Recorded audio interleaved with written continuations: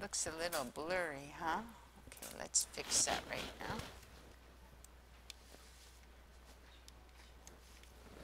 Okay, so do you remember the formula for uniform distribution? The probability x equals any value. Let me write it like this. Probability x equals any value is equal to 1 over n, where n is the number of outcomes. That's the formula for uniform, where n is the number of outcomes. N is the number of outcomes. Okay, that's your basic formula. And the expected value of x is the sum of x times the probability of x. It's like a weighted average. Expected value is like an average value. Okay? Okay, so that's key. Number 3. A game consists of rolling a 12-sided die and receiving the dollar amount equivalent to the roll. If the cost to play the game is $6, is this a fair game? How much would you expect to win or lose if you played 10 times? Alrighty, so here are your outcomes. I'm going to call it x. Here's the probability of x, and then we're going to find the expected value of x. Whenever you see the question, is this a fair game? As soon as you see that, you know you're calculating expected value of x, because you want to know, on average, how much can you expect to win when you play the game, okay? So let's look at this. It costs $6 to play, so let's just say x is amount you expect to win before taking this cost into effect. Before taking the $6 cost into consideration. Okay, so basically they're saying you receive a dollar amount equivalent to the roll. So there's 12 sides to this die. So it's 1, 2, 3, 4, 5, 6, 7, 8, 9, 10, 11, 12. So there are 12 outcomes that are that have the characteristic of the uniform distribution, because the probability of each one is equal. Probability of rolling a 6 is equal to the probability of rolling a 1.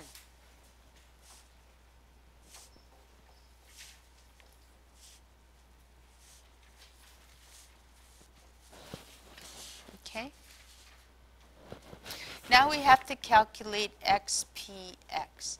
And we can do that in a short way. We can just sum up 1 to 12 and multiply by 1 over 12, or we could just go 1 over 12, 2 over 12, 3 over 12, 4 over 12, 5 over 12, 6 over 12, 7 over 12, 8 over 12, 9 over 12, 10 over 12, 11 over 12, 12 over 12.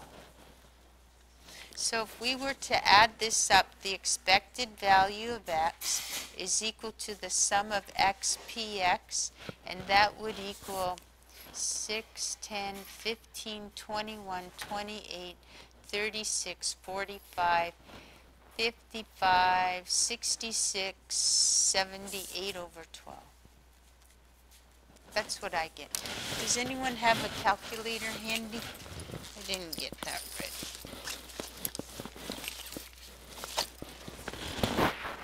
What is it? $6.50. So, but now we have to take into account the $6 cost, right? So, the expected win per game is 6.50 minus $6 is equal to 50 cents. Okay, so is this a fair game? Well, the person playing wins money, but the person who set up the game, does he win money? No, he doesn't. Right? Because the expected win per game is $6.50, cost to play is $6, so the guy playing the game is going to come out 50 cents ahead on average. So the game, it has to be fair to both. So the game is not fair.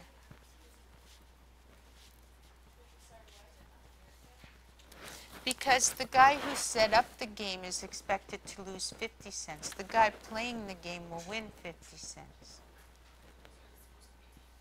Yeah. It has to be fair to both. Yeah, I know. Well, the games are never fair. Like if you go to Las Vegas, the games are never fair. The casinos win the money, not the players overall. Okay? So, after 12 games, B. Oh, sorry. How much do you expect to win if you win or lose if you play 10 games? So in part B, you can expect to win 12 times 50 cents, and I believe that works out to $6 when you play, what is it, 10 times, sorry, it's 10 times. You can expect to win 10 times 50 cents equals $5 when you play 10 times. So the game is not fair. Expected value of X should be $6. Expected value of X should be $6 for the game to be fair.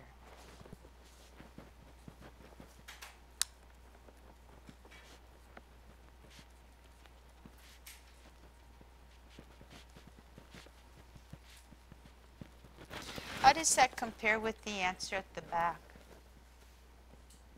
Is that the correct answer?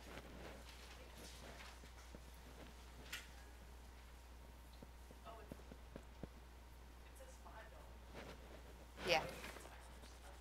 Yeah. So, does it say, did they say in the back that it's a fair game? Yeah. That's an incorrect answer. This is not a fair game. Okay? It's not a fair game. Okay, I missed part 2B. Okay, 2B. Determine the probability distribution for a number chosen randomly between the integer values I and j, where I is less than j. Okay. So for example, let's say they're choosing integer values between 1 and 5. So 1, 2, 3, 4, 5. So if I were to go, this is how they calculate the number of outcomes, right? Because if I were to, there's 5 outcomes, but if I were to go 5 minus 1, I would get an answer of 4. That doesn't give me the correct number of outcomes. The way you get the number of outcomes is you go 5 minus 1 plus 1 equals 5. You have to add 1. All right? If you want the number of outcomes between 10 and 12, there's 3 outcomes. But if you go 12 minus 10, you get 2. Well, that's not the correct answer. We want to get answer of 3 outcomes. So you have to go 12 minus 10 plus 1 equals 3 outcomes, right? So for this one here, determine the probability distribution for the number chosen randomly between these integer values I and j. Well, you would write, I better clean this crap. The number of outcomes are the number of outcomes are j minus I. The number of outcomes is, it's not r, there's only one number of outcome, right? Plus 1, okay? So that's why I'm telling you you have to add 1, right, to get the correct number of outcomes. So we say the probability x equals any value is equal to 1 over j minus I plus 1, where the outcomes are I plus 1, I plus 2, all the way down to j. Okay? Does that make sense? Just like here, the outcomes are 10, 11, 12. Right? Each one you had to add 1 to just get the correct number of outcomes. Is that okay for number 2B? Okay, the other question was,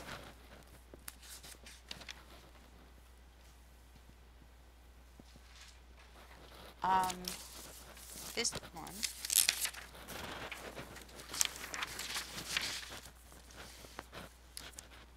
So I guess, these are, here, what is the expected value of the uniform distribution whose random variable can take on these values? Well, we know that we're going to borrow from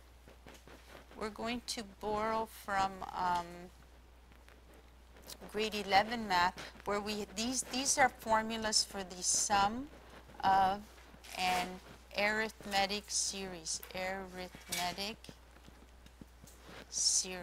right? So why don't we just use this formula? It looks like the answer. It looks like it's the simplest formula. The expected value of x is equal to the sum of x times the probability of x. Now, this is equal to the probability of x times the sum of x. Agreed? It's the same thing, right? So the probability of x is, there are n outcomes, 1 over n times n over 2 times the first term. Remember, the first term is 1 and the last term is n. So that divides out and we get 1/2 times n plus 1, which is the same as n plus 1 over 2. That's how they come up with the expected value for number 9, okay? I just used this one. We could have used that one and got the same answer, but... So the sum of x, I used this formula. The probability of x is just 1 over n. Like the probability of any one of these values is 1 over n because it's a uniform distribution. Is there anything I can explain better, or were there any other homework questions? 7? Sure. Are we okay with that? I'll just leave it.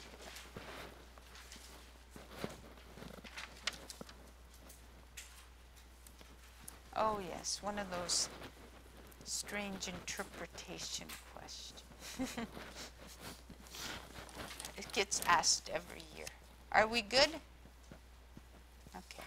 Let's do number 7 now, this Mr. Mawhinney exercise. Mr. Mawhinney asked his class how many of the 10 finite math problems they would like to do for homework. He secretly decides to, oh, he's sneaky, 10 minus the square root of their response, rounded up to the next integer. So that's the rule he's using. 10 minus the square root of their response, rounded up to the next integer. And assign that number for homework. The student's response is a random choice. What is the expected number of homework questions? Okay, so let's set up a table. Here's number 7. So here's student's response.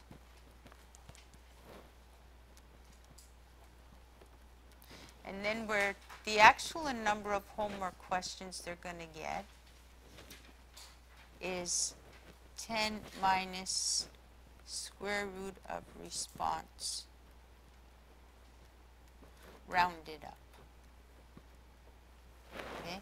And then we'll do the probability of each response. So, right, this will be our x, this will be the probability of x, and then we can do px to calculate the expected value. Okay? So student, if there are 10 questions, a student could say 0 questions. 1, 2, 3, 4, 5, 6, 7, 8, 9, or 10. Okay? Let me get out my calculator because I'm going to need that. So 10 minus square root of 0 is 10, right? 10 minus square root of 0 is 10. So in this case, they're going to get 10 homework questions. 10 minus the square root of 1 is 1. So in this case, they're going to get 9 homework questions.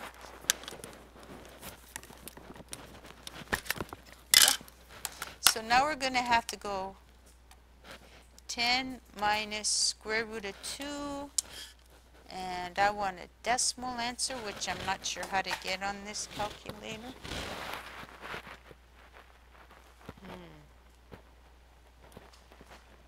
I get 8.5, so that means, but we rounded up, so it's rounded up to 9.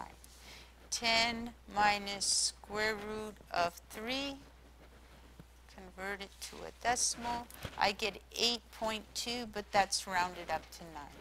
10 minus square root of 4, so this is going to be 8. 10 minus root 5, I think it'll still be 8 because he rounds up. 10 minus root 6 will be 8. 10 minus root 7, 10 minus root of 7, 7.3, we're still at 8. 10 minus root of 8, again, will be at 8. 10 minus root of 9 will be 7, and that will be 7. Do you see how he gets the actual assignment of questions? He's a sneaky teacher. See, I would never do that to you. Never, never. So there's 11 responses, so the probability of each response is 1 over 11, 1 over 11, all the way down. Instead of doing this, I'm just going to go expected value of x is equal to the probability of x times the sum of x. So that's going to be 1 over 11 times 19, 27, 34, 40, 45, 49, 52, 50, I get 55. I get 5. Is that the answer? I don't remember that being such a nice... What did they get? Oh, I added up the wrong one. I should have added up this one, right? Sorry. Okay, 19, 28, 37, 45, 53, 61, 69, 77, 84, 84, 91. So 91 divided by 11 is 8.27, and that's 8.27 repeat, but round up. Round up, and you get 9. So he will most likely assign, or he will on average assign 9 questions. Good? Can I explain anything better? No. I can shut it off.